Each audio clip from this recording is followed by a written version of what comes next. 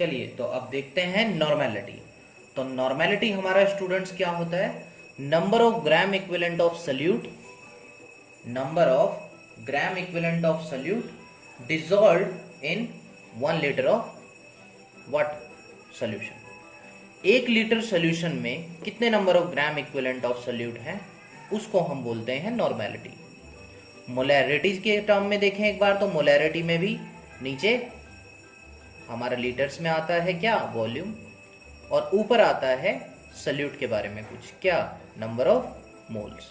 Molality के बारे में बात करें तो मोलैलिटी में नीचे आता है mass of solvent in KG, ऊपर आता है number of moles of solute, same.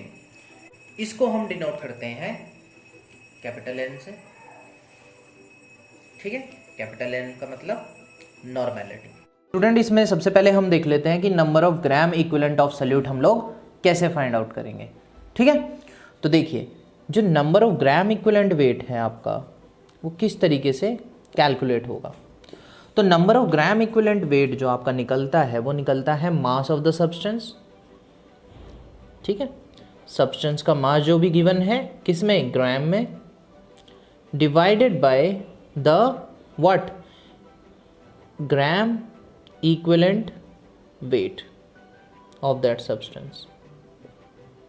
तो अगर इक्विवेलेंट वेट आपको निकालना नहीं आता है तो मैंने आपको डिस्क्रिप्शन में मैंने लिंक दिया हुआ उस वीडियो का, आप जाइए और पहले वो देख के आइए, इक्विवेलेंट वेट की जो वीडियो है, ठीक है। तो इक्विवेलेंट वेट एक बार आपको निकालना आ गया, फिर मास ऑफ सब्सटेंस से, मतलब मास ऑफ सब्सटेंस को इक्विवेलेंट वेट से आप डिवाइड कराओ तो आपका नंबर ऑफ ग्राम इक्विवेलेंट निकल जाता है, ठीक है। सपोज फॉर एग्जाम्पल, इसे देखने के लिए देखिए एक एग्जाम्पल से देख लेते हैं, सिर्फ नंबर ऑफ ग्राम इक्विवेलेंट का ही। जैसे कि मेरे पास H2SO4 गिवन है, ठीक है, और इसका जो मास गिवन है वो गिवन है 4.9 ग्राम, ठीक है स्टूडेंट्स। तो मैंने आपको बोला नंबर ऑफ ग्राम इक्विवेलेंट निकालो इसका, तो आप इसका नंबर ऑफ ग्राम इक्विवेलेंट कैसे निकालोगे कि आप 4.9 को डिवाइड करा दोगे इसके इक्विवेलेंट वेट से, और H2SO4 का इक्विवेलेंट वेट कैसे आएगा बताइए, कुछ याद आ रहा है, वैलेंसी से डिवाइड कराते हैं, है ना। जिन्होंने वीडियो देखी है तो उन्हें तो याद आ रहा होगा, और जिन्होंने नहीं देखी तो वो इक्विवेलेंट वेट की वीडियो देखी, मैं फिर से कह रहा हूँ, और फिर यहाँ पे आइए तो फिर आप इसका इक्विवेलेंट वेट निकालेंगे तो आपको पता है इक्विवेलेंट वेट इसका 49 आता है, ठीक है, और फिर इसको आप सॉल्व कर लेंगे तो दिस विल बी 0.1। तो नंबर ऑफ ग्राम इक्विवेलेंट में हम लोग क्या रखेंगे, ऊपर 0.1, और नीचे क्या रखेंगे, volume of solution in litres. तो आई होप आप सभी को ये अच्छे से समझ में आ गया होगा नॉर्मेलिटी। तो नॉर्मेलिटी निकलता है number of gram equivalent of solute divided by volume of solution in litre. तो अगली चीज़ देख लेते हैं जल्दी से, नॉर्मेलिटी रिलेशन। तो इसमें सबसे पहली चीज़ जो आपको पता होनी चाहिए वो क्या पता होनी चाहिए कि 1 ग्राम इक्विवेलेंट ऑफ किसी भी सब्सटेंस अगर वो रिएक्ट कर रहा है दूसरे सब्सटेंस के साथ, तो दूसरे सब्सटेंस का भी 1 ग्राम इक्विवेलेंट ही होना चाहिए। कंफ्यूज नहीं, कंफ्यूज मत होइए। देखिए जैसे कि आपके पास कोई ए सब्सटेंस है, ठीक है, ए सब्सटेंस है, तो इसका आप 1 ग्राम इक्विवेलेंट ले रहे हो, तो जो बी सब्सटेंस आप लोगे उसका भी 1 ग्राम इक्विवेलेंट ही लेना पड़ेगा, क्योंकि ये 1 ग्राम इक्विवेलेंट ही रिएक्ट करते हैं आपस में, ठीक है, प्रोडक्ट फॉर्म करने के लिए। आई होप सबको ये बात अच्छे से समझ में आ गई होगी। तो आप दूसरे सेंस इस बात का ये भी बोल सकते हैं कि the gram equivalent of 2 substance reacting in solution are equal, ठीक है। तो अब इसको जल्दी से एक्सप्रेशन बना लेते हैं हम नॉर्मेलिटी रिलेशन की। तो देखिए सपोज मैंने बोला ग्राम इक्विवेलेंट ऑफ सब्सटेंस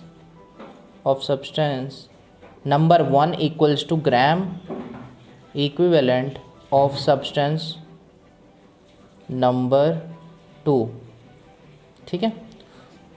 ये दोनों सब्सटेंस के आपने ग्राम इक्विवेलेंट लिए तो वो दोनों क्या होते हैं, ऑलवेज इक्वल होते हैं, ठीक है, किसी भी सोल्यूशन में।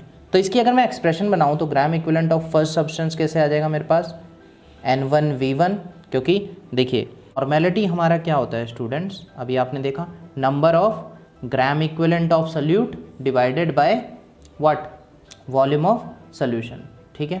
तो अगर मुझे नंबर ऑफ ग्राम इक्विवेलेंट चाहिए तो नॉर्मेलिटी इंटू वॉल्यूम करा देंगे, ठीक है।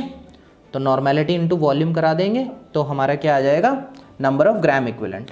तो अगर मुझे ग्राम इक्विवेलेंट चाहिए सब्सटेंस 1 के और सब्सटेंस 2 के, तो सब्सटेंस 1 की सपोज नॉर्मेलिटी N1 है और वॉल्यूम V1 है, तो क्या मैं उसको लिख सकता हूँ number of gram equivalent of substance 2 में जब निकालूंगा तो N2V2, तो ये हमारा रिलेशन बनेगा हाँ कि ना, क्योंकि same number of gram equivalent होते हैं हमेशा सब्सटेंस के, अभी हमने समझा।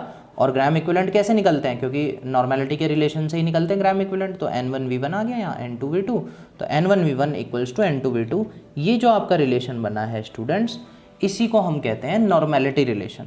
ठीक है, तो जल्दी से इसके एक एग्जाम्पल की हेल्प से इसको समझते हैं। तो ये रहा क्वेश्चन, आप स्क्रीनशॉट ले लीजिए। तो जैसा हमने देखा कि क्वेश्चन में हमें गिवन है 25 ml of N/10 NaOH, N/10। तो अगर आप लोगों को ध्यान हो, मैंने आप लोगों को मोलैरिटी में M/10, semi molar, deci molar, ये सब आपको समझाया था टेबल। तो आप लोग मोलैरिटी की वीडियो देखेंगे, सेम वैसे ही है यहाँ पर भी N, बस यहाँ पे M की जगह N है, लेकिन मीनिंग सेम है। जैसे वहाँ M/10 था तो मतलब 1/10 ले रहे थे हम, क्या मोलैरिटी। N/10 हो गया तो यहाँ पे नॉर्मेलिटी N/10 ले लेनी है।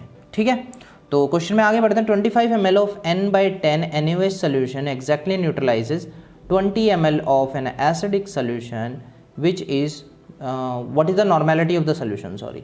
तो जैसा हमें पता है relation N1V1 is equal to N2V2, तो इसमें फाइंड हमें क्या करना है, NaOH की तो हमें गिवन है what is the normality of the acid solution की निकालनी है आपको नॉर्मेलिटी, यानी N2 आपको फाइंड करना है।